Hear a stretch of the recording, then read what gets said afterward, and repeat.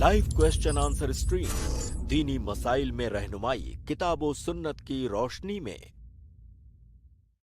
अस्सलामु अलैकुम व रहमतुल्लाहि व बरकातुहू। अल्हम्दुलिल्लाहि रब्बिल आलमीन वस्सलातु वस्सलामु अला रसूलिहिल करीम व मन तबिअहुम बि इहसानिन इला यौमिद्दीन, अम्मा बाद।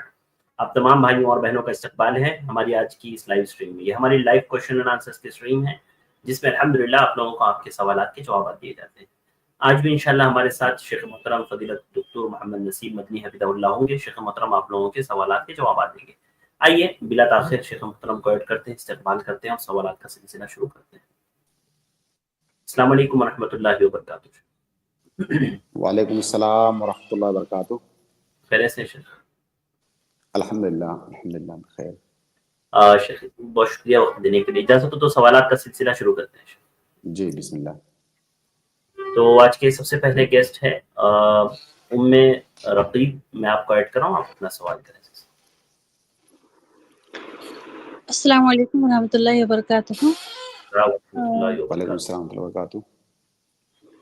शेख, ये जो ज़कात का मसला है, अगर औरत का ज़ाती ज़ेवर हो और शोहर उतनी इस्तात ना रखता हो और शोहर इतनी ताकत नहीं है कि वो ज़ेवर लेकर अपनी बीवी को दे, इतनी वसअत नहीं है, इतनी ताकत नहीं है, जो ज़ाती ज़ेवर है जो औरत का है, अगर वो अपने वालिदैन से कुछ जो भी रकम जो इकट्ठा करके क्या वो शोहर को दे सकती है? और दूसरी चीज़, अगर वो शोहर को दे, अगर वो उसमें खाने के लिए कुछ लेकर आए, तो क्या उन पैसों में वो औरत उस खाने को खा सकती है? और तीसरा सवाल, क्या खुद उसका शोहर वो खुद इतनी मजबूर है कि सिर्फ जेवर ही है, उससे छोड़कर दूसरा उसके पास कोई चारा नहीं है, कोई आमदनी नहीं है, तो इस सूरत में ज़कात का क्या हल है शेख? बिस्मिल्लाह अल्हम्दुलिल्लाह वस्सलातु वस्सलामु अला रसूलिल्लाह।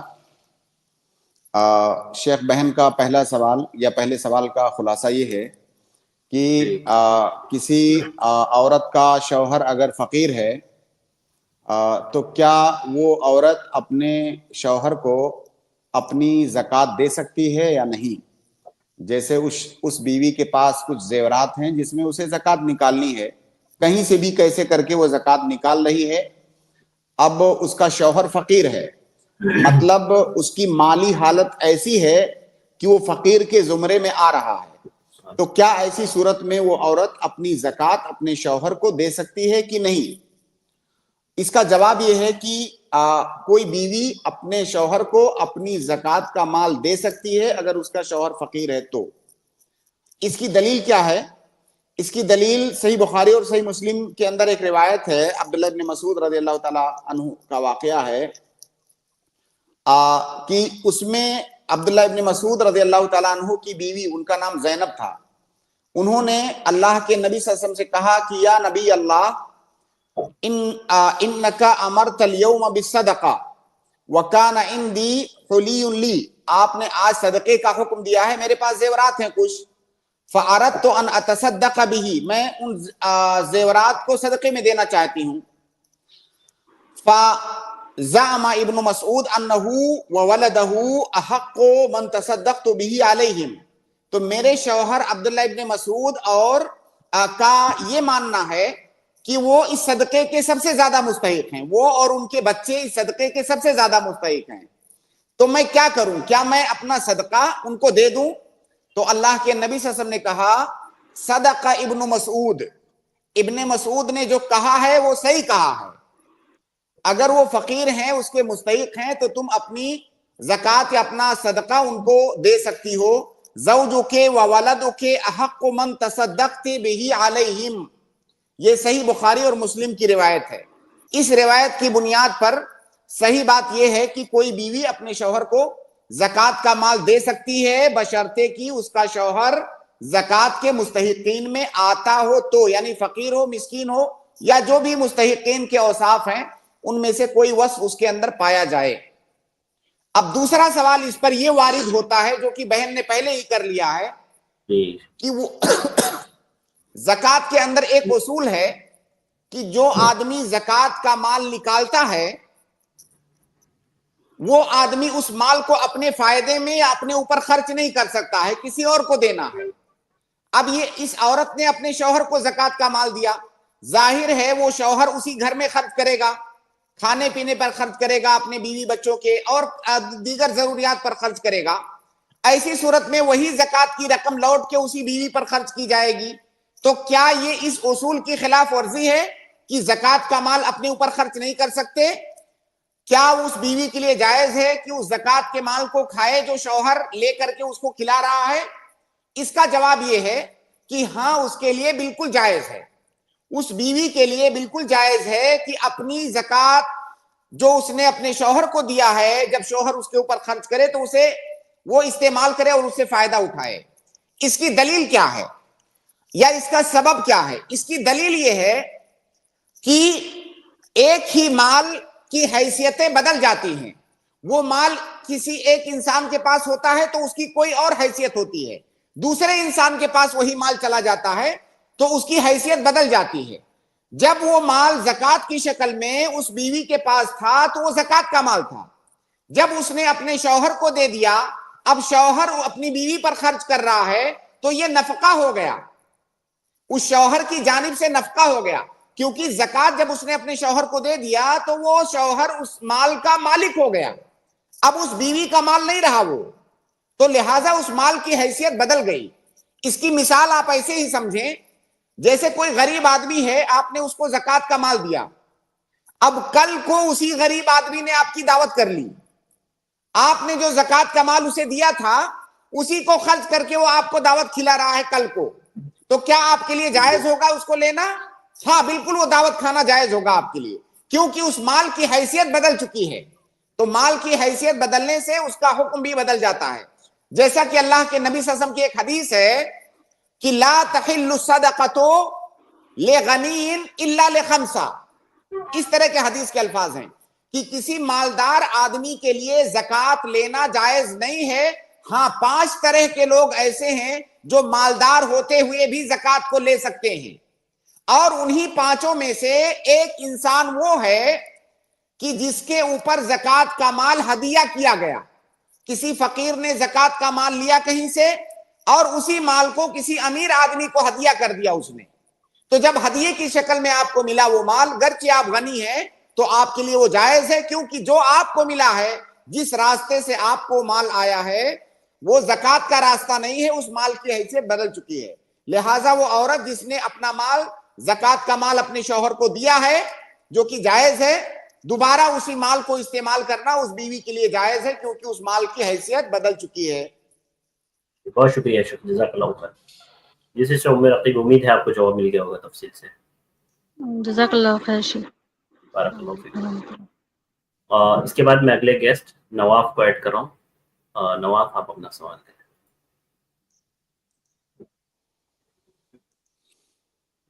ٹھیک ہے، اس کے بعد میں اگلے گیسٹ سعود احمد کو ایڈ کر رہا ہوں، آپ اپنا سوال کریں۔ جی سعود احمد، میں نے آپ کو ایڈ کیا ہے۔ طیب، السلام علیکم۔ وعلیکم السلام۔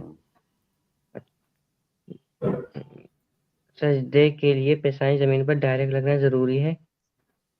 جی، سجدے میں، نماز میں پیشانی زمین پر ڈائریکٹ لگنا ضروری ہے؟ اگر ٹوپی ہو تو سجدہ ہو جائے گا؟ اللہ کے نبی صلی اللہ علیہ وسلم کی جی میں سمجھ گیا سوال شیخ۔ جی نبی صلی اللہ علیہ وسلم کی حدیث ہے، غالباً اگر میرا ذاکرہ خطا نہیں کر رہا ہے تو عبداللہ ابن عباس رضی اللہ تعالیٰ عنہما کی روایت ہے، اللہ کے نبی صلی اللہ علیہ وسلم نے کہا کہ امرت ان اسجد علی 7 اعظم، مجھے اس بات کا حکم دیا گیا ہے، ظاہر ہے حکم دینے والا اللہ تعالیٰ ہے، مجھے اس بات کا حکم دیا گیا ہے کہ 7 ہڈیوں پر میں سجدے کروں، یعنی جسم کے اندر 7 ایسی ہڈیاں ہیں جن پر مجھے سجدہ کرنے کا حکم دیا گیا ہے۔ تو انہی میں سے اللہ کے نبی صلی اللہ علیہ وسلم نے کہا کہ پیشانی پر سجدہ کروں، نمبر 1 پیشانی، اسی طرح سے ناک، دونوں ہاتھ، دونوں گھٹنے اور دونوں قدم، یہ کل ملا کے 7 ہوتے ہیں۔ تو اللہ کے نبی صلی اللہ علیہ وسلم نے اس میں گھٹنے کا بھی ذکر کیا، اب میرا اس سوال کے جواب کو زیادہ آسان بنانے کے لیے آپ سے سوال ہے کہ جب آپ گھٹنے پر سجدہ کرتے ہیں تو کیا آپ کے گھٹنے پر کپڑا ہوتا ہے کہ نہیں ہوتا ہے؟ جی ہوتا ہے. آپ پینٹ پہنے ہوتے ہیں، پائجامہ، لنگی، کچھ بھی پہنے ہوتے ہیں تو گھٹنا تو ڈھکا ہوتا ہے، تو گھٹنے جی کا جی جو گھٹنا ڈائریکٹ تو زمین کو ٹچ نہیں کرتا ہے، تو وہاں پر یہ سوال کیوں نہیں وارد ہو رہا ہے کہ گھٹنا تو زمین پر نہیں پڑ رہا ہے اور حکم دیا گیا ہے گھٹنے پر سجدہ کرنے کا؟ یا مان لیجئے آپ موزہ پہنے ہوئے ہیں یا جوتا پہنے ہوئے ہیں، تو جب آپ موزے میں یا جوتے میں سجدہ کریں گے تو آپ کا جو قدم ہے وہ زمین پر ڈائریکٹ تو نہیں پڑے گا، موزہ ہے اس کے اوپر یا جوتا ہے، تو وہاں پہ یہ سوال کیوں نہیں وارد ہو رہا ہے؟ تو صحیح بات یہ ہے کہ اگر آپ نے سر پر کوئی چیز پہنی ہوئی ہے، ٹوپی یا پگڑی یا کوئی بھی چیز، اور آپ سجدہ کر رہے ہیں اور سجدے کی حالت میں آپ کا سر ڈائریکٹ زمین پر نہیں جا رہا ہے بلکہ ٹوپی حائل ہے درمیان میں یا پگڑی حائل ہے، تو کوئی حرج کی بات نہیں ہے، کیونکہ جس طرح سے پاؤں کا ایک لباس ہے پیجامہ، اسی طرح سر کا بھی لباس ہے ٹوپی اور پگڑی، تو اس میں انشاءاللہ کوئی حرج کی بات نہیں ہے. اچھا، میرا ایک اور سوال تھا. جی بولیے.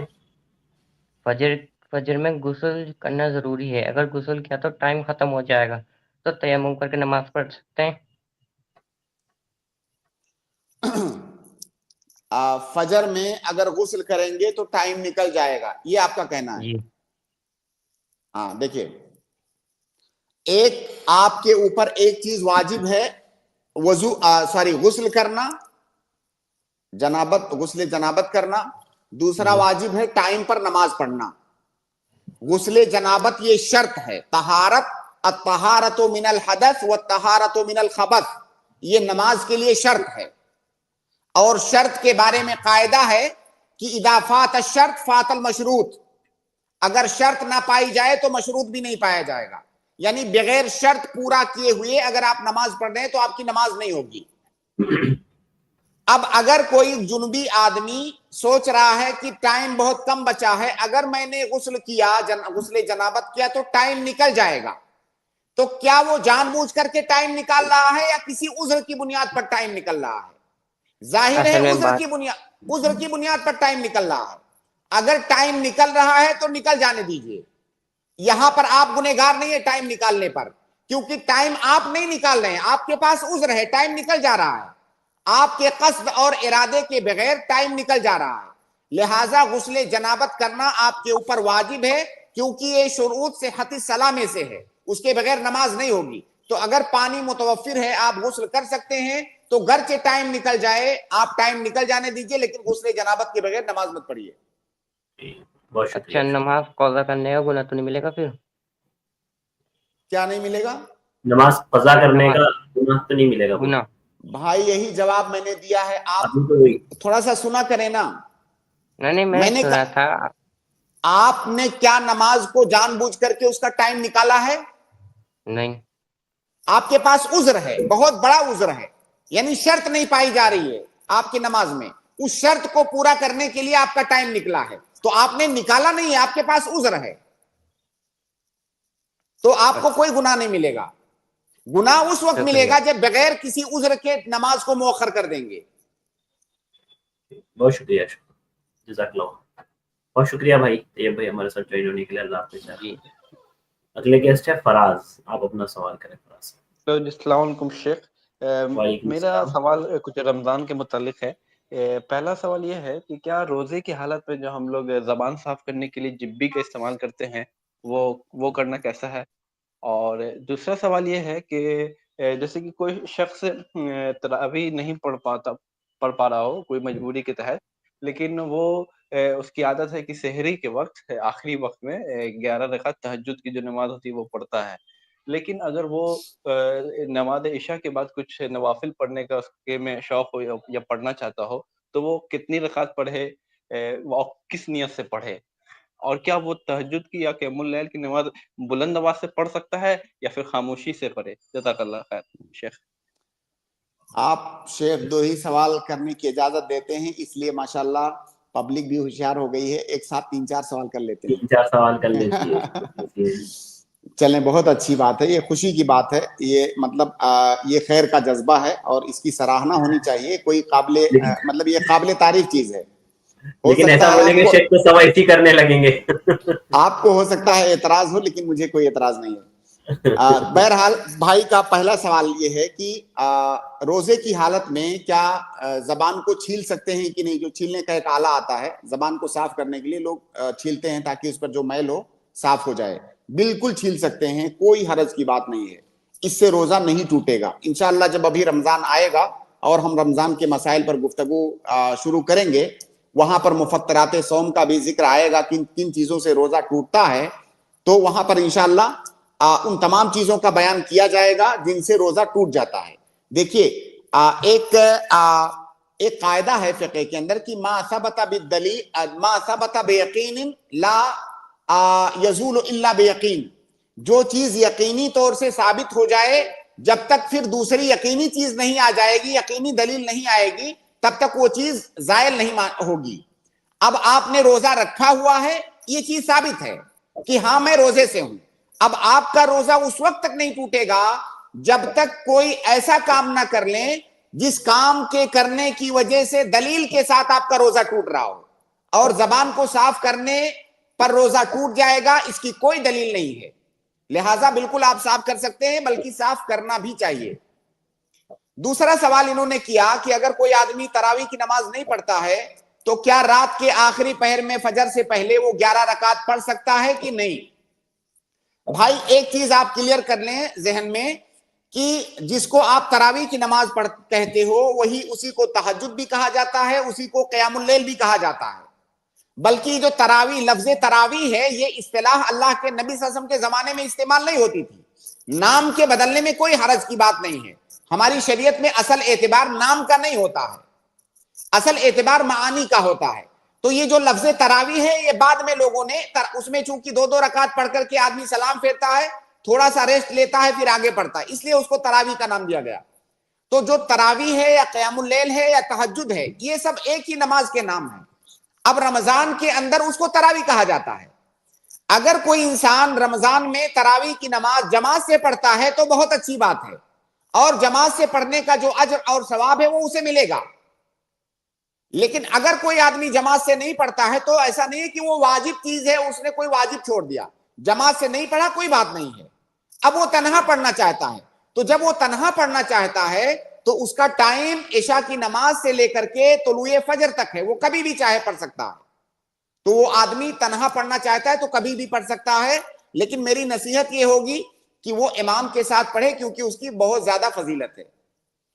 और इन्होंने तीसरा सवाल गालिबन इनका ये है कि कोई आदमी तरावी तो अभी बाद में पढ़ेगा, क़यामुल लैल बाद में करेगा, पहले इशा के बाद चंद रकात नफिल की नमाज पढ़ सकता है या नहीं। मैंने शायद कल की स्ट्रीम में जवाब दिया था कि नफिल 2 तरह के होते हैं, मुक़य्यद और मुतलक। जो तरावी की नमाज है नफिल मुक़य्यद है,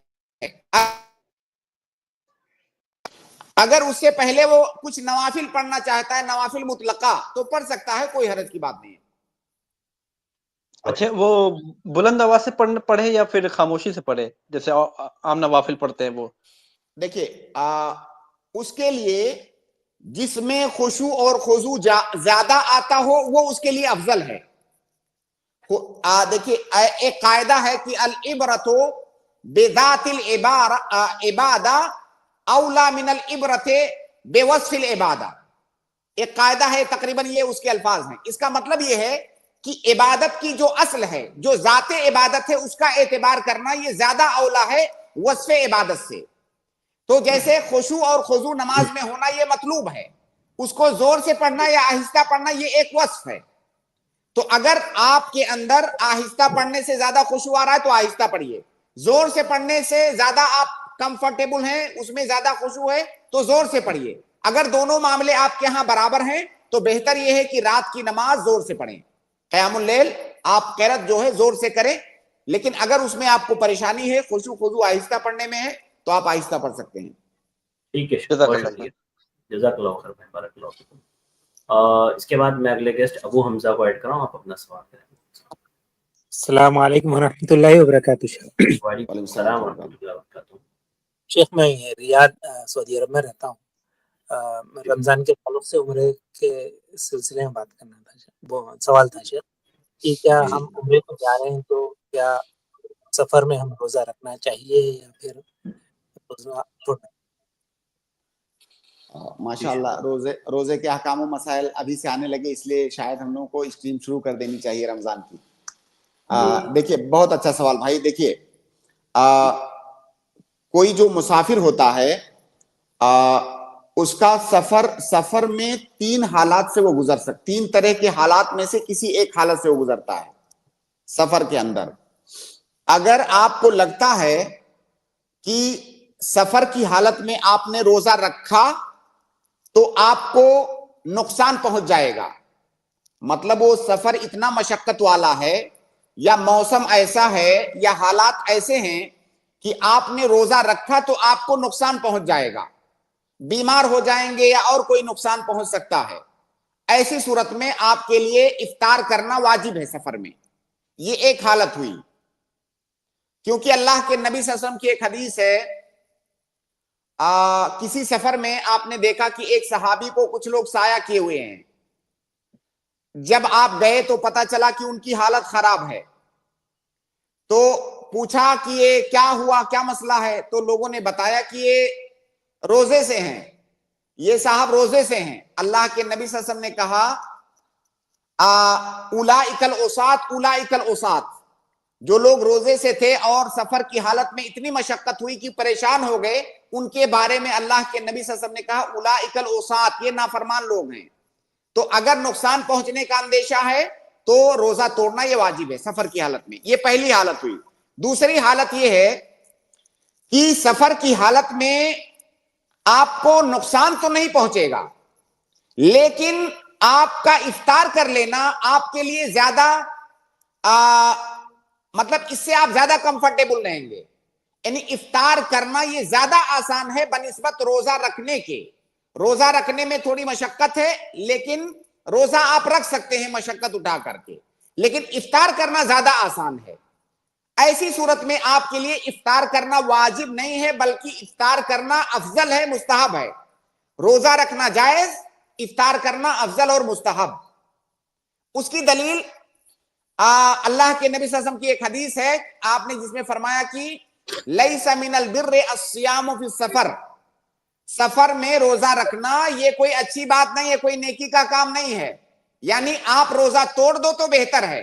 ये उस सफर के बारे में है जिसमें रोजा रखने में मशक्कत है, लेकिन आदमी मशक्कत उठा करके रोजा रख सकता है। तीसरी सिचुएशन है कि अगर ऐसा सफर है जिसमें रोजा रखना या रोजा तोड़ना दोनों हालतें बराबर हैं, दोनों हालतें बराबर हैं। ऐसे कई सारे सफर होते हैं कि जो बहुत मुरीह होते हैं, उसमें कोई मसला नहीं होता है। ऐसी सूरत में रोजा रख लेना यह ज्यादा बेहतर है सफर में। उसकी दलील क्या है कि अल्लाह के नबी सल्लल्लाहु अलैहि वसल्लम से साबित है, एक सहाबी बयान करते हैं कि हम फला सफर में थे, तो उस सफर में अल्लाह के नबी और मेरे अलावा कोई रोजे से नहीं था, तो अल्लाह के नबी सल्लल्लाहु अलैहि वसल्लम ने रोजा रखा, उसमें बाज दीगर साहबे कराम ने भी रोजा रखा। दूसरी बात यह कि रोजा रखना आपके ऊपर वाजिब है, और वाजिब को जितनी जल्दी अदा कर लिया जाए उतना ज्यादा बेहतर है। जब आप पर कोई मशक्कत ही नहीं है उस वाजिब को अदा करने में, तो जितनी जल्दी अदा कर लिया जाए उतना ज्यादा बेहतर है। तो ये तीन हालतें हैं, तीनों हालतों में अलग अलग हुक्म है सफर में रोजा रखने का।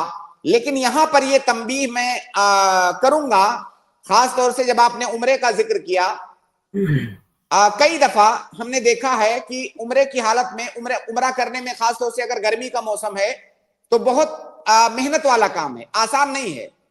रमजान में खास तौर से बहुत ज्यादा भीड़ हो जाती है, मताफ में बहुत भीड़ होती है, बहुत सख्त गर्मी होती है, पसीने होते हैं, धूप भी होती है।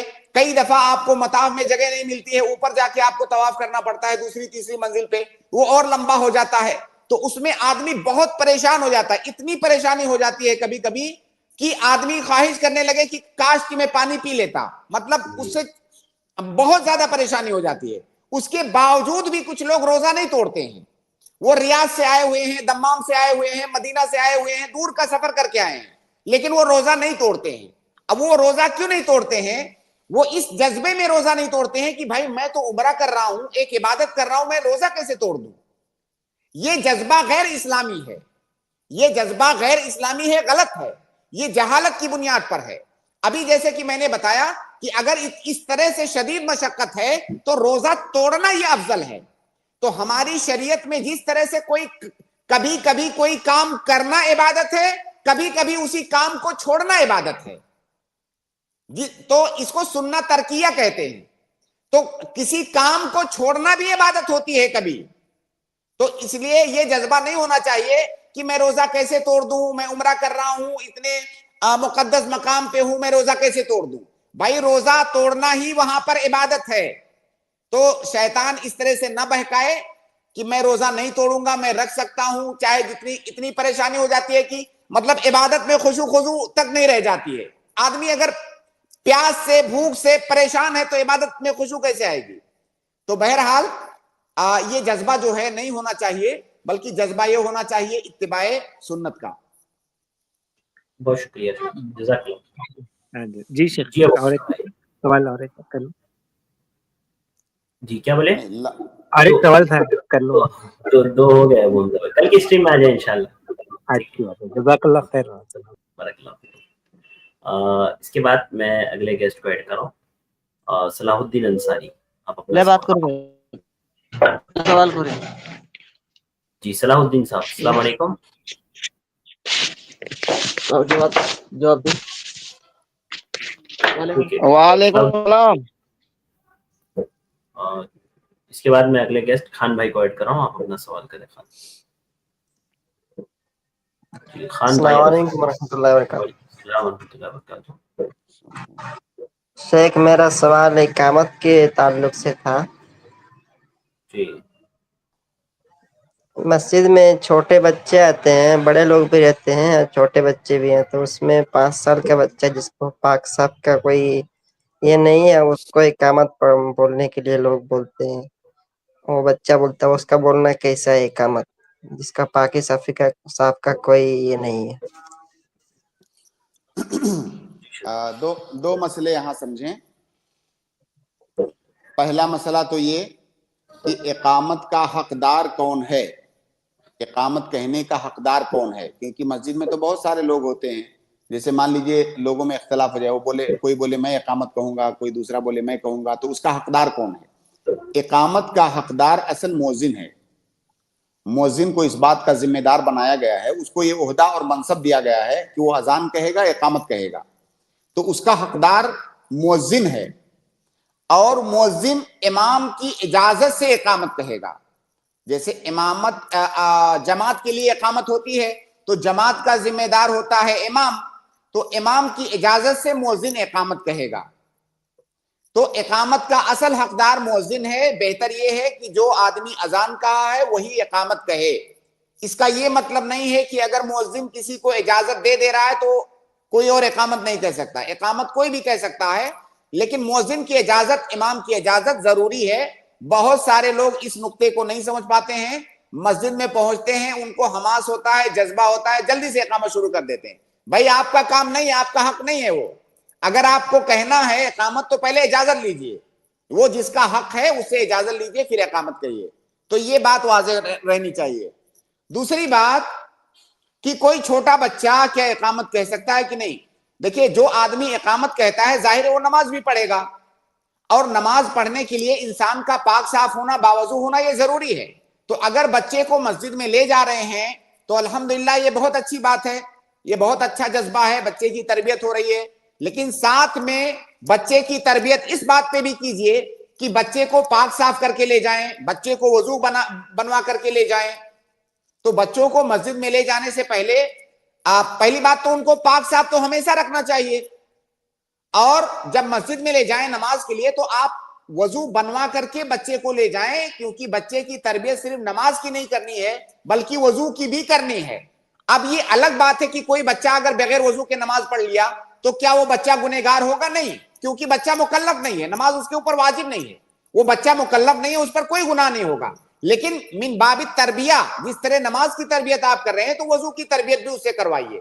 بہرحال اقامت اگر کسی بچے نے کہہ دیا تو وہ اقامت ہو جائے گی, لیکن ضروری ہے کہ پہلے امام اور مؤذن سے اس کی اجازت لی جائے. تو اقامت کے لیے وضو شرط نہیں ہے, وضو شرط ہے نماز کے لیے. بہت شکریہ شیخ. جی خان بھائی. جزاک اللہ خیر. السلام بارک اللہ. اس کے بعد میں محمد عالم کو ایڈ کر رہا ہوں. آپ اپنا سوال کریں محمد عالم. السلام علیکم. وعلیکم السلام ورحمۃ اللہ وبرکاتہ. یہ کچھ لوگ رینٹ پہ رہتے ہیں, جی تو رینٹ کا ایک سسٹم یہ ہے کہ وہ مکان کا قریب پورے مطلب سال کے لیے وہ ایک ساتھ دے دیتے ہیں پیسے, جیسے 4-5 لاکھ روپے دے دیے, اور ٹھیک پھر ہے. اس کو پورے سال مطلب رینٹ نہیں دینا پڑتا ہے, اور جب بھی مطلب وہ پھر چھوڑے گا مکان کو تو وہ پیسے اس کو واپس مل جاتے ہیں جتنے بھی اس کو دیے ہیں.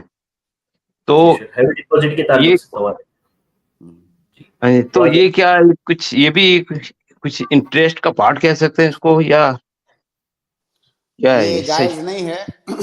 یہ جائز نہیں ہے جس کو آپ رینٹ بول رہے ہیں. یہ دراصل مارکیٹ کے اندر دوسرے نام سے مشہور ہے, میرے خیال سے شاید آپ کو نام پتہ نہیں ہے, واللہ عالم کیا وجہ ہے. اس کو ہیوی ڈپوزٹ بولتے ہیں. ایک بڑی رقم کوئی آدمی کسی مکان مالک کے پاس جمع کرتا ہے اور اس مکان میں رہتا ہے, کوئی کرایہ نہیں دیتا ہے یا معمولی کرایہ دیتا ہے. پھر جب وہ مکان چھوڑنے لگتا ہے تو اس کو پوری رقم واپس مل جاتی ہے. یہ دراصل قرض ہے. یہ جو بڑی رقم اس نے 10-5 لاکھ 20 لاکھ دیا ہے مکان مالک کو, یہ دراصل قرض ہے, کیونکہ قرض ہی وہ چیز ہوتی ہے جسے دے کر کے واپس لیا جاتا ہے. تو اس نے گویا کی مکان مالک کو قرض دیا ہوا ہے 10 لاکھ 20 لاکھ یا جو بھی رقم ہے. اب وہ اس قرض کے بدلے میں فائدہ اٹھا رہا ہے کہ اس گھر میں فری میں رہ رہا ہے, اور کل قرض جر نفعا فہو ربا کے قاعدے کے تحت یہ اس کے لیے سود ہے, لہذا یہ جائز نہیں ہے. بہت شکریہ. ٹھیک ہے جی محمد جی. عالم. ایک سوال اور ہے. جی بولیے. ہم نے کسی کو قرض دیا اور وہ قرض واپس کرنے کے اس میں نہیں ہے, اور ہم بھی جانتے ہیں کہ وہ مطلب غریب ہے, مطلب نہیں واپس کر پائے گا, تو ٹھیک ہے. بعد میں ہم کیا اس کو کنورٹ کر سکتے ہیں زکوٰۃ میں نہیں, یا بالکل نہیں, صدقہ میں؟ بالکل نہیں.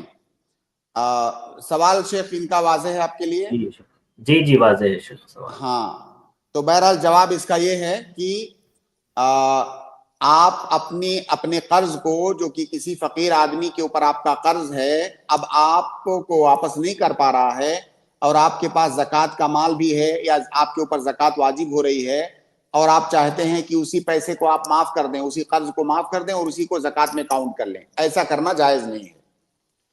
اس کے کئی اسباب ہیں, ایک دو کا میں ذکر کرتا ہوں. پہلا سبب یہ ہے کہ زکوٰۃ یہ دینے کا نام ہے. عربی میں کہتے ہیں زکوٰۃ یہ ایتا کا نام ہے. ایتا مطلب عطا کرنا, دینا.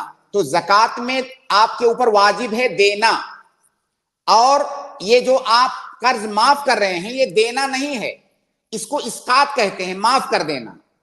تو زکوٰۃ اسقاط کا نام نہیں ہے بلکہ ایتا کا نام ہے. یہ ایک بات. دوسری بات, جب آپ کا قرض کسی فقیر آدمی کے پاس ہے تو ظاہر ہے اگر حقیقت میں وہ آدمی فقیر ہے تو شرعی اعتبار سے آپ اس کو مجبور بھی نہیں کر سکتے کہ تم میرا مال کیوں نہیں دے رہے ہو, ابھی مجھے چاہیے. آپ مجبور نہیں کر سکتے کیونکہ وہ فقیر ہو چکا ہے. تو وہ مال جو اس فقیر کے ذمہ آپ کا مال ہے, وہ مال آپ کا ہے ہی نہیں فی الحال, اور اسی وجہ سے اس مال میں آپ کو زکوٰۃ بھی نہیں دینا ہوتا ہے. جو مال کسی فقیر آدمی کے اوپر آپ کا قرض ہے, اس مال میں آپ پر زکوٰۃ بھی واجب نہیں ہے, کیونکہ آپ اس مال کے مالک ہی نہیں ہیں. آپ جب اس مال کے مالک نہیں ہیں تو وہ مال آپ کسی کو کیسے دے رہے ہیں؟ بات میری واضح ہو رہی ہے؟ گویا کہ آپ یہ کہہ رہے ہیں کہ میں آپ کو فلاں چیز دے رہا ہوں, جو چیز دینے کا آپ دعویٰ کر رہے ہیں وہ چیز آپ کے پاس ہے ہی نہیں, پھر بھی آپ کہہ رہے ہیں میں آپ کو دے رہا ہوں. آپ کہاں دے رہے ہیں بھائی؟ آپ وہ چیز آپ کی ہے ہی نہیں, آپ کیسے دے رہے ہیں؟ تو نہیں, وہ تو میں اس فقیر دے چکا ہوں نا, میں ان کو تو دے چکا ہوں پہلے, مطلب میں انہوں نے بھائی ادھار لیا ہے, بالکل دے چکا ہوں. میں اردو میں بول رہا ہوں, بہت جی کلیئر اردو میں, اسی لیے میں کوشش کر کے آسان الفاظ استعمال کر رہا ہوں. میں کسی شرعی اصطلاح اور ٹرم میں نہیں جا رہا ہوں. آپ نے کسی فقیر, آپ کا قرض کسی فقیر آدمی کے پاس ہے, جی وہ آدمی فقیر ہو چکا ہے, اگر آپ اس سے کہو آج کی نہیں مجھے میرا پیسہ چاہیے ابھی, کیا وہ دے پائے گا؟ نہیں دے پائے گا. تو جب وہ پیسہ آپ کا نہیں دے پا رہا ہے, اس کا مطلب اس پیسے کے مالک آپ ہیں ہی نہیں ابھی فی الحال. کیا اس پیسے, اگر آپ چاہو کہ وہ پیسہ میں جا کے اس سے شاپنگ کر کے لاؤں, تو کیا آپ اس پیسے سے شاپنگ کر سکتے ہو؟ نہیں. اس کا مطلب اس پیسے کے مالک نہیں ہو آپ. تو آپ وہ چیز کسی کو کیسے دے رہے ہو جس کے مالک نہیں ہو؟ تو پھر ویسے معاف کر دیں ان کو. یہ آپ کی مرضی. اگر آپ معاف کر دیتے ہیں, اگر آپ کے اندر اتنی ہمت ہے, اتنا جذبہ ہے, تو میرا مشورہ بھی یہی ہوگا کہ آپ معاف کر دیں, کیونکہ اس کی اتنی زیادہ فضیلت ہے. اللہ کے نبی صلی اللہ علیہ وسلم کی ایک حدیث ہے, لمبی حدیث ہے, کہ اگر کوئی آدمی کسی مفلس اور فقیر کا قرضہ معاف کر دیتا ہے تو اللہ رب العالمین اسے قیامت کے دن اپنا سایہ نصیب کرے گا. اس کی اتنی زیادہ فضیلت ہے. تو اگر آپ کے اندر معاف کرنے کا کی ہمت ہے, جذبہ ہے, تو اس سے خوبصورت بات کیا ہو سکتی ہے؟ لیکن اس کو زکوٰۃ میں کاؤنٹ نہیں کر سکتے آپ. جی تھینک. اچھا ایک بہت چھوٹا سا سوال ہے, بالکل ہاں یا نام ہے, کہیں تو پوچھ لوں. جی بولیے. وہ کئی بار نماز پڑھتے سمے ہے نا, جیسے پاجامہ نیچے کھسک گیا تو باروں اس کو دو ہاتھ سے پکڑ کے اٹھا لینا, اوپر کر لینا, اس پہ کچھ پرابلم ہے کیا؟ ہاں یا نام میں جواب دیں شیخ. کیسا جائے گا اس کا؟ ٹی وی اینکروں کی طرح سے سوال آتے ہیں. کئی بار ٹکنے کے دیکھیے نیچے بھائی, پہنچ جاتا ہے, مطلب جیسے نماز پڑھتے ہوئے سجدے میں جا رہے ہو تو دو ٹکنے کے باتیں نیچے کہوں گا پہنچ آپ کو. جاتا ہے. 2 باتیں کہوں گا آپ کو. پہلی بات تو یہ کہ اپنا وہ پیجامہ درست کروائیے. اگر مطلب اس کی لاسٹک ڈھیلی ہے تو اس کو صحیح کروائیے, تاکہ وہ نیچے کیوں سرکے. آپ کو نماز میں ایسی کوئی بھی چیز نہ ہو جو آپ کو ڈسٹرب کرے. اگر آپ کا پیجامہ بار بار سرک رہا ہے تو اس کا مطلب نماز میں آپ کو ڈسٹرب ہوگا. تو ڈسٹربنس والی چیز آپ کیوں پہنے بھائی؟ آپ اپنا وہ پیجامہ درست کروائیے, ایک بات. دوسری بات یہ کہ پیجامے کا ٹخنے سے نیچے ہونے کا نماز کی صحت سے کوئی تعلق نہیں ہے. یہ الگ حکم ہے کہ آپ کا پیجامہ یا پینٹ یا کپڑا ٹخنے سے نیچے نہیں ہونا چاہیے. بہت بڑا گناہ کا کام ہے اور بہت سخت وعید آئی ہے. اور یہ وعید ایسا نہیں کہ نماز کے لیے ہے کہ نماز کے اندر نہیں ہونا چاہیے, نماز کے باہر ہو سکتا ہے. نہ تو نماز کے اندر ہونا چاہیے, نہ نماز کے باہر ہونا چاہیے. لیکن اس کا نماز کی صحت سے کوئی تعلق نہیں ہے. یہ بہت بڑی غلط فہمی, جہالت کی بنیاد پر پائی جاتی ہے بہت سارے لوگوں میں. جب نماز پڑھنے آئیں گے تو پینٹ موڑنے لگیں گے جلدی جلدی. ارے بھائی, باہر تھے تو کیا مسلمان نہیں تھے؟ باہر تھے تو کیا آپ کو حدیث نہیں معلوم تھی کہ ایسے آدمیوں کے لیے اتنی سخت وعید ہے؟ اللہ کے نبی صلی اللہ علیہ وسلم کی کیا حدیث ہے؟ ثلاثۃ لا یکلمہم اللہ ولا ینظر الیہم ولا یزکیہم ولہم عذاب علیم. 3 طرح کے لوگ ایسے ہیں جن کی 4 سزا بتائی گئی ہے. اللہ تعالیٰ ان سے بات نہیں کرے گا, اللہ تعالیٰ ان کی طرف نظر رحمت نہیں کرے گا, اللہ ان کا تزکیہ نہیں کرے گا, اور ان کے لیے دردناک عذاب ہے. یہ 4 طرح کی سزا ہے. اور انہی تین لوگوں میں سے ایک وہ آدمی ہے جو اپنا پیجامہ یا پینٹ ٹخنے سے نیچے رکھتا ہے. تو یہ ایسا نہیں کہ نماز کے لیے ہے, یہ نماز کے اندر ہو چاہے باہر ہو, ہمیشہ کے لیے ہے. تو یہ آپ کو باہر بھی اگر ہیں تو آپ کو اوپر رکھنا چاہیے, نماز میں بھی ہے تب بھی اوپر رہنا چاہیے. تو اس کا تعلق نماز سے نہیں ہے. تو آپ یہ مت سوچیں کہ آپ نے جب نماز میں آئے اور اپنے پینٹ کو فولڈ کر لیا تو آپ دینداروں میں شامل ہو گئے. نہیں, اس سے اس کا جو گناہ. سنیے, مطلب میں صرف آپ کے سوال کا جواب نہیں دے رہا ہوں, آپ سن لیجئے تھوڑا نا. تو بہرحال آپ پہلا کام یہ کیجئے کہ اپنا وہ پینٹ یا پیجامہ درست کیجئے کہ ٹخنے سے نیچے وہ جائے نہ. دوسری بات کہ اس کا نماز کی صحت سے کوئی تعلق نہیں ہے. تیسری بات یہ کہ نماز کے اندر بغیر حاجت کے حرکت کرنا, اگر کم حرکت ہے تو مکروہ ہے, زیادہ حرکت ہے تو حرام ہے. اگر زیادہ حرکت ہے تو حرام ہے, کم حرکت ہے تو مکروہ ہے. ظاہر ہے آپ کی پینٹ بار بار نیچے سرکے گی تو آپ حرکت کرنا ہوگا کہ نہیں, اس کو بار بار اوپر لانا ہوگا. تو یہ ہے حرکت ہے جو کہ نماز کے منافی ہے. تو اس اعتبار سے بھی آپ اپنا پینٹ وہ یا پیجامہ درست کروا لیجئے تاکہ آپ کو یہ تکلیف نہ ہو نماز میں. جی ٹھیک ہے, بہت شکریہ عالم بھائی, جزاک اللہ. شکریہ. عبید اللہ خان. جلدی سے اپنا سوال کریں. السلام علیکم ورحمۃ اللہ وبرکاتہ. وعلیکم السلام ورحمۃ اللہ وبرکاتہ. خیریت سے آپ لوگ؟ یہ میرا سوال یہ ہے کہ جی جی. لیڈیز جو ہے ایم ڈی کرتے دیکھیے ایم بی بی ایس کے بعد، تو کوئی اب جو ہے کارڈیولوجسٹ بن گئے، ہارٹ پیشنٹ بن گئے، تو جہاں پر غیر مرداں جو آتے تو وہ لوگ کا ٹریٹمنٹ کر سکتے ہیں کیا؟ اس میں اس کا کیا شریعت کا کیا حکم ہے اس تعلق سے؟ کوئی عورت کسی اجنبی مرد کا علاج ضرورت کی بنیاد پر کر سکتی ہے. ضرورت مطلب وہ عورت ایسے امراض کی ماہر ہے کہ اس کے ماہر مرد اطباء نہیں مل رہے ہیں، مطلب یہ مجبوری بن چکی ہے کہ وہی علاج کرے گی تبھی ہوگا، تو ایسی صورت میں وہ کر سکتی ہے. لیکن یہ مجبوری ہمارے یہاں نہیں ہے، یہ مجبوری ہمارے یہاں الحمدللہ نہیں ہے.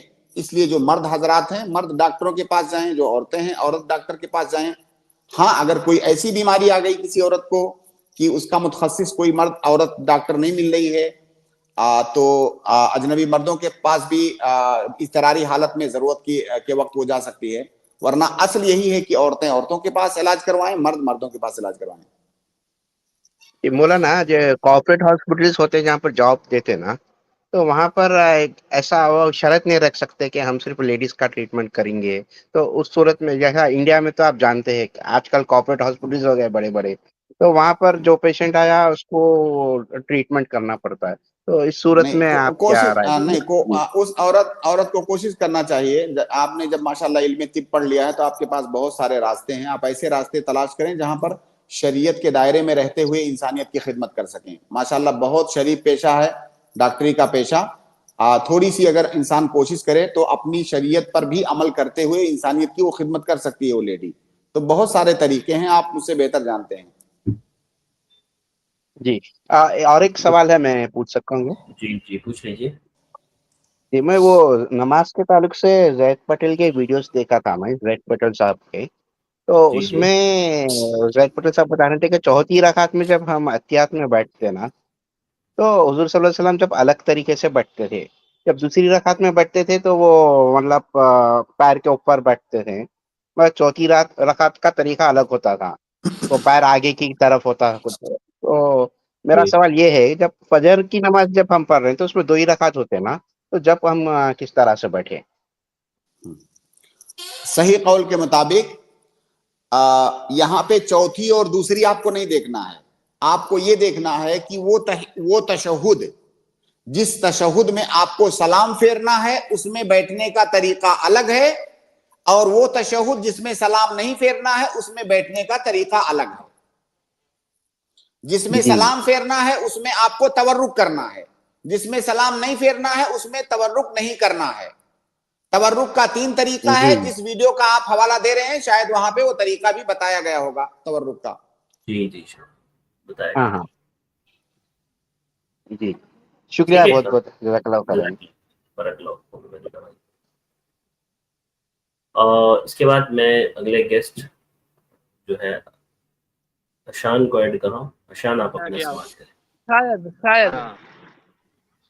جی حسن آپ اپنا سوال کریں. جی السلام فرمائیں. علیکم. وعلیکم السلام. ہیلو ہاں ہیلو جی بولیے. سر میں پوچھنا چاہ رہا ہوں کہ میں دکاندار ہوں. میں نے بولا اللہ نبی کے سپرت، یعنی کہ نبی کے سپرت، اس میں کوئی مسئلہ ہے؟ بہت بڑا مسئلہ ہے اس میں، یہ شرک ہے، یہ شرک ہے، کھلا شرک ہے. نبی کے سپرد کیسے کریں گے؟ جی نبی صلی اللہ علیہ وسلم کی وفات ہو چکی ہے، وہ عالم برزخ میں ہیں، اس دنیا میں نہیں ہے. کیا نبی آپ کے سامنے ہے جو آپ ان کے سپرد کر رہے ہیں؟ اللہ کے سپرد کیا جاتا ہے، اپنے معاملات کو، اپنے آپ کو، اپنی چیزوں کو اللہ کے سپرد کیا جاتا ہے. تو یہ اللہ تعالیٰ کی خوبی اور اس کی خاصیت ہے کہ بندہ اپنے آپ کو اللہ کے حوالے کرتا ہے، نبی کے حوالے نہیں. یہ معبود کی خاصیت ہے، اللہ کے نبی سے سب معبود نہیں ہے.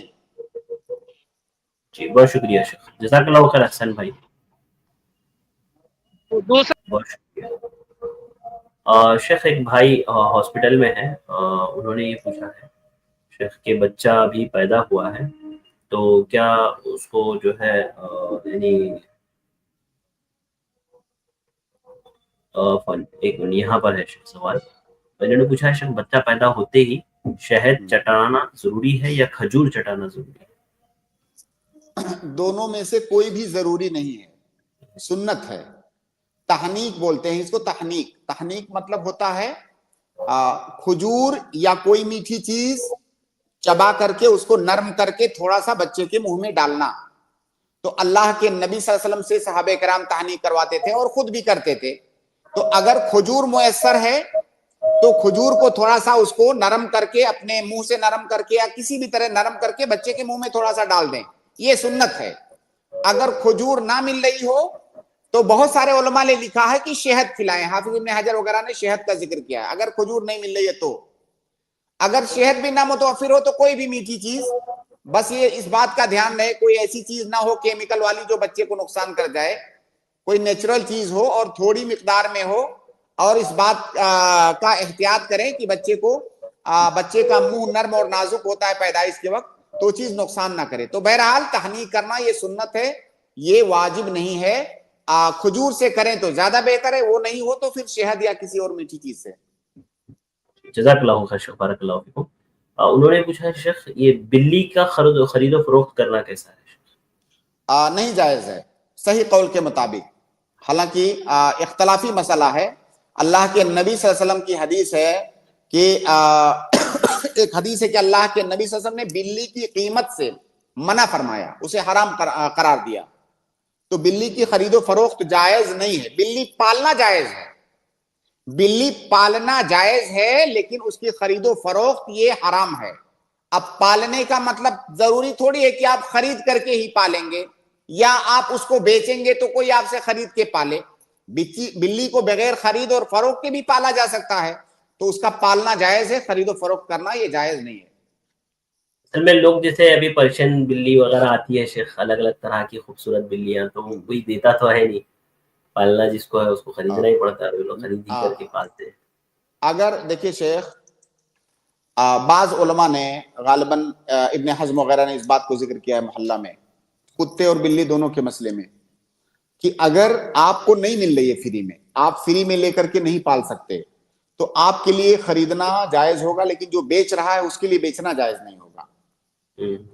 لیکن میں کہتا ہوں کہ بلی پالنا یہ آپ کی ضرورت نہیں ہے، بلی شوق میں پالتے ہیں لوگ، کوئی ایسی ہاں کبھی کبھی ضرورت ہو سکتی ہے۔ مان لیجئے کوئی آدمی ایسا ہے گاؤں دیہات میں، اس کے گھر میں چوہے بہت ہیں، وہ چاہتا ہے کہ میں بلی پالوں گا تو چوہوں کا صفایا کرے گی، یہ اب اس کی کہہ سکتے ہیں اس کی حاجت ہے۔ لیکن عام طور سے تو لوگ شوق کے لیے پالتے ہیں، تو شوق کے لیے آپ ایک ایسا کام کرنے کیوں جا رہے ہیں جو کہ حرام ہے؟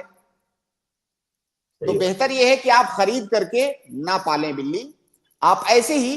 اور جب اگر سارے مسلمان جیسے یہ تہیا کر لیں کہ ہم بلی بیچیں گے نہیں، ہم بیچیں گے نہیں، تو پھر کوئی بیچنے والا نہیں ہوگا، کسی کو خریدنا نہیں ہوگا۔ صحیح بات ہے، بہت شکریہ۔ کامل شیخ میں آپ کو ایڈ کراؤں، آپ اپنا سوال کریں۔ جی السلام علیکم ورحمۃ اللہ وبرکاتہ۔ السلام ورحمۃ اللہ وبرکاتہ۔ شیخ جیسا کہ آپ کو معلوم ہے کہ میڈیکل سائنس آج کل بہت زیادہ ترقی پر ہے، اور آج کل جو ہے ایک نیا ٹرینڈ چلا ہے کہ بکرا جو ہے بکرے کو ہرن سے کراس کرا دیتے ہیں، ایک نئی بریڈ پیدا کرتے ہیں، گھوڑے کو گدھے سے ملا دیتے ہیں تو ایک نئی بریڈ آ جاتی ہے، ایک بھیڑ کو بکری سے کراس کرا دیتے ہیں تو ایک نئی بریڈ بنایا جو ہے اس کے اندر پیدا ہوتی ہے، ایک نیا جانور پیدا ہو جاتا ہے۔ تو کیا ایسے جانور کا گوشت کھانا حلال ہے؟ اگر وہ دونوں جانور حلال جانور ہیں تو حلال ہے، جی جی۔ لیکن جیسے ایک حرام جانور اور ایک حلال جانور دونوں کو ملا کر کے ایک جانور پیدا ہو رہا تو تب وہ حلال نہیں ہے، تب وہ حرام ہے۔ جی جیسے آپ نے کہا کہ مان لیجیے بکری اور جو ہے بھیڑ الگ الگ ہوتے ہیں، دونوں حلال ہیں، تو اگر دو حلال جانوروں کو ملا کر کے کیا جا رہا ہے تو حلال ہے انشاءاللہ۔ لیکن اگر حلال گھوڑا اور گدھا، جی گھوڑا اور گدھا نہیں جائز ہے، حرام ہے۔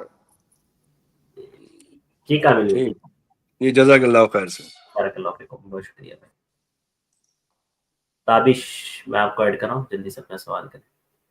جی السلام علیکم. وعلیکم السلام ورحمۃ اللہ وبرکاتہ. ایک میرا سوال تھا کہ زکوٰۃ سے ریلیٹڈ اگر کچھ پیسہ جیسے جب آدمی جاب سے تھا تو پہلے تو زکوٰۃ وغیرہ نکالتے تھے, اگر کچھ پیسہ سیونگ کیا ہوا لیکن ابھی فی الحال میں جاب میں نہیں ہے, لیکن اس کا مدت 1 سال ہو گیا اس سیونگ کا, اور ابھی اسی پیسے سے مطلب خرچ بھی کر رہا ہوں, یہ پوچھنا تھا. اور وہ نصاب کو پہنچ رہا ہے جی پہنچ رہا, تو زکوٰۃ نکالنا واجب ہے, بالکل واجب ہے, بلا شبہ واجب ہے. جی 2.5%. جزاک اللہ خیر. بارک اللہ. جزاک اللہ خیر. اور اس کے بعد اگلے گیسٹ ہے مسلم. السلام علیکم ورحمۃ اللہ وبرکاتہ. وعلیکم السلام ورحمۃ اللہ وبرکاتہ. کہ حاملہ عورت روزہ نہیں رکھنے کے وجہ کیا ہے, اس کا کچھ دے سکتے ہیں؟ اگر حاملہ عورت حمل کی وجہ سے روزہ چھوڑ رہی ہے رمضان میں تو اس کے لیے جائز ہے, رخصت ہے, اور اسے بعد میں قضا نہیں کرنی ہے, بلکہ وہ ہر ایک روزے کی جانب سے ایک مسکین کو کھانا کھلائے گی فدیہ کے طور پر, جیسا کہ عبداللہ ابن عمر رضی اللہ تعالیٰ عنہما اور عبداللہ ابن عباس رضی اللہ تعالیٰ عنہما کا اثر ہے. عبداللہ ابن عمر رضی اللہ تعالیٰ عنہما کی ایک بیٹی تھی جو حمل سے تھی, تو انہوں نے ان کو روزہ توڑنے کے لیے کہا رمضان میں, اور کہا کہ ہر روزے کی جانب سے ایک مسکین کو کھانا کھلانا. تو حمل والی عورت رمضان میں روزے اگر توڑ رہی ہے تو وہ فدیہ دے گی, نہ کہ قضا کرے گی. بہت شکریہ. جی سسٹر, جواب مل گیا آپ کو؟ ہاں. السلام علیکم, جزاک اللہ خیر. بارک اللہ. نواف, جلدی سے اپنا سوال کر لیں. السلام علیکم شیخ. وعلیکم السلام. شیخ میرا سوال یہ ہے کہ جب ہمارے یہاں پر کسی کا انتقال ہو جاتا ہے تو اس میت کو غسل دینے کے بعد اس کے ماتھے اور سینے پر ایک طرح کا لیپ ہوتا ہے, یعنی ایک خوشبو والا لیپ ہوتا ہے, تو اس کے ماتھے اور سینے پہ لگاتے ہیں اور ماتھے پر کلمہ لکھتے ہیں, اور اس کا جنازہ اٹھانے سے پہلے سورہ ملک کی تلاوت کرتے ہیں, تو یہ کہاں تک ثابت ہے شیخ؟ میت کے جسم پر خوشبو لگانا یہ ثابت ہے, اس کے جسم پر لگانا, اس کے کفن پر لگانا, یہ لگانا چاہیے. باقی 2 باتیں آپ نے جو ذکر کی کہ ماتھے پر کلمہ لکھتے ہیں اور اٹھانے سے پہلے سورہ ملک کی تلاوت کرتے ہیں, یہ بالکل بدعت ہے, اس کا کوئی ثبوت نہیں ہے. تو خوشبو لگانا چاہیے, لیکن کلمہ لکھنا اور سورہ ملک یا کسی خاص سورت کی تلاوت کرنا یہ ثابت نہیں ہے, یہ بدعت ہے. شیخ وہ جو لیپ ہوتا ہے وہ ایک کریم ٹائپ میں ہوتا ہے شیخ, اور وہ خوشبو دیکھیے, خوشبو 10 طرح کی ہو سکتی ہے, اسی لیے ہم نے مطلقاً خوشبو کہا. جو ہے اس میں کوئی لیپ ہو سکتا ہے, یا کوئی عطر کی شکل میں کوئی خوشبو ہو سکتی ہے, مختلف طرح کی خوشبو ہوتی ہے, المہم خوشبو ہونا چاہیے. ٹھیک ہے شیخ. شیخ میرا دوسرا سوال یہ ہے کہ قیام اللیل کی نماز اور تہجد کی نماز, اس کا وقت میں کیا فرق ہے, اور یہ کیا نبی پر فرض تھی؟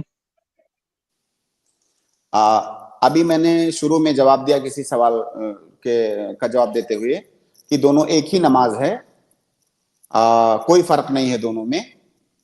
آپ فجر کے عشاء کی نماز پڑھنے کے بعد اس کا وقت شروع ہوتا ہے, طلوع فجر تک رہتا ہے, عشاء کے بعد طلوع فجر تک رہتا ہے, اور اللہ کے نبی صلی اللہ علیہ وسلم پر یہ واجب تھی. ٹھیک ہے شیخ, جزاک اللہ خیر. بہت شکریہ شیخ وقت دینے کے لیے, چونکہ وقت ہمارا ہو گیا ہے تو